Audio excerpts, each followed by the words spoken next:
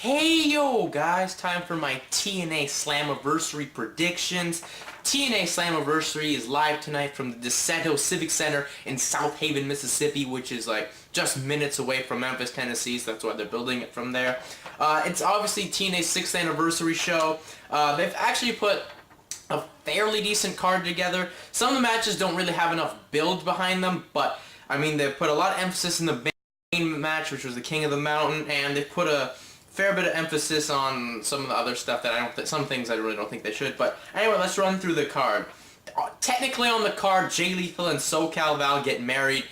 This should just be a fun comedy thing. I mean, yeah, you can turn Sanjay Dutt heel, but I don't know if I really would at this point, because you've been waiting so long. I just wouldn't yet, considering you have the X Cup next month, and I've heard the for Team TNA is Machismo Dutt and the Machine Guns, so I just don't think you should do it there. I mean, you should just have the Lethal play comedy with Steele, especially Roberts, and Koko Ware. I mean, you should just play comedy with all those guys when they get married and stuff.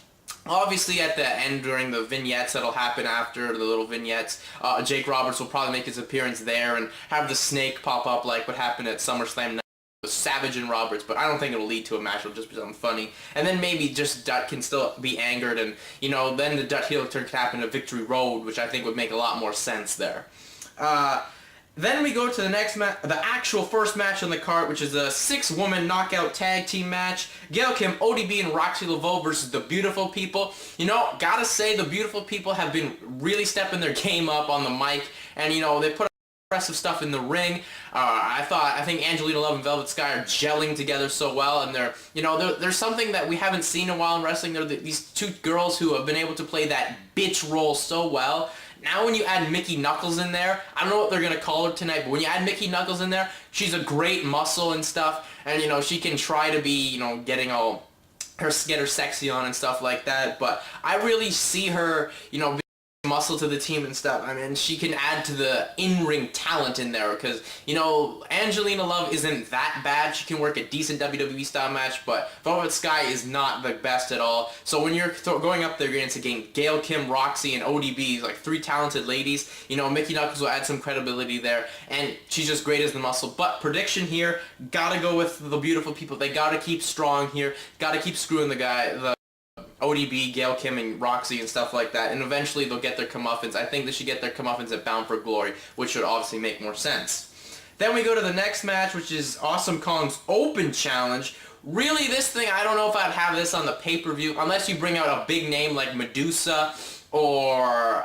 Medusa would probably be the biggest name I think you can get from the past, just because it really doesn't add anything. If you're going to add someone, you could add someone from Shimmer, you know, has a lot of credibility and stuff like that. I mean, you just signed a deal with another female wrestler. I can't remember the name right now.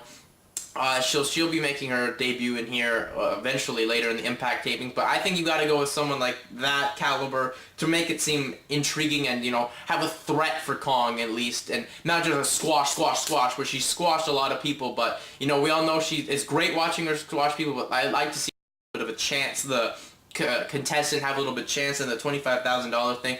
Almost seemed like she's going to win, but Kong just awesome bomb her and end it. But yeah, prediction will always be Kong to keep her strong and do it through the Impact tapings. Then the next match would be the TNA X-Division Championship match. Maple Leaf Muscle, Petey Williams versus Kaz. This one has had zero build at all, other than the fact that Kaz won this title shot, winning the Terror Dome match at Sacrifice. Really, all you can expect here will be a damn good match. I think this will be the best match on the card, considering Kurt Angle has still neck issues. But, you know, there's going to be no build there. And, you know, you got to have Kaz, since he gets a title shot tomorrow night at the Impact tapings, look, you know, a little deflated there. You know, his sales will be a little hurt there. And, you know, he can just go and have a hell of a match with Joe and almost and never get it, and I don't know what you could do from there, but maybe a heel turn, but I don't think Kaz needs it. Kaz needs to be the babyface of the X Division. I don't see him winning here. I see him getting a screw job, and then eventually I would say then Victory Road, you have a rematch for the belt, or something like that. But yeah, prediction will be Maple Leaf Muscle, Petey Williams. Scott Steiner will interfere for sure, and that'll be that. Then we go to the next match, which is the TNA Tag Team Championship match. LAX defends against 3D. This one has had a little bit of a build with Team 3D beating up Hector Guerrero, making him bleed and stuff like that. I mean, that's pretty decent and all. I think Team 3D's done a hell of a good job on the mic, being related with Booker T, and you know, they kind of antagonize LAX a little bit. But really, I think this one will be good. A lot better match than the last one at their last pay-per-view of Sacrifice, because it was clearly deflated having to wrestle 3 matches, and you know, LAX is kind of a little deflated. This one, you get him fresh, you let him go out a little bit there. LAX Hernandez is such a great guy. I mean, he's just awesome. I mean, he's one of the best big men in the company. But really here, I mean, I think LAX has got a little bit of a niche, like kind of back when they had Conan. Not as much. I mean, yeah, they're kind of being the Latino crime time, but still, you know, it's a flair to the team, which I think kind of helps. I mean, the only thing I don't like about the team is how Hector Guerrero is trying to be Eddie Guerrero, which I don't want to see that at all. But I think LAX will get the win and, you know, continue to reestablish themselves as one of the best teams in pro wrestling and TNA wrestling. Then we go to the match that I'm really looking forward to. I think this is the best built thing that they're happening, but the match I still have a little bit of doubt in. It will be the Phenomenal AJ versus Kurt Angle. This match, hands down, if it happens and if Angle are 100%, will be maybe a match of the year. But Angle still has these nagging neck injuries. You know, it's going to really affect the match. It's going to affect the pacing of the match. You know, it's going to have to affect Styles' moveset because he can't deliver these big moves to Angle's head area. And, you know, it's going to affect Angle's moveset because he can't be doing moves that will affect his neck and back and stuff like that as much as you. But, I mean, this one has been built the best, I would say, with AJ being this, you know, super baby face now. Angle being a great guy to get the heat on himself and, you know, make AJ look just great. And when Angle bloodied him up, I mean, that added some intensity to here when you could have just had comedy stuff. Only thing that hurts this is where the angles turn. That was just the stupidest thing I've ever seen on Impact. And, well, one of the stupidest things. I've seen a lot of stupid things on Impact, but that was one of them. But really, I think the match should be good. I mean, it's going to be definitely toned down because of the neck, but I don't know. Prediction, I say you got to have Angle go over here. I mean, he just needs to make Styles, you know, get his little rage keep going. Like, I don't know. I just don't see Styles getting the win here and ending it. I mean, you have to continue this building. This thing has continued. This has been set in motion for a very long time. If you just kill it now, it's gonna hurt it. Like it's gonna hurt AJ Styles like last year when Sting and Christopher Daniels was one match. So, you know, we gotta have Angle go over here. And then the main event, the King of the Mountain match for the TNA World Championship. Samoa Joe is going to relinquish the belt and they're going to have to hang it, where he's going to take on Robert Roode, Booker T, Christian Cage, Rhino with the special enforcer Kevin Nash.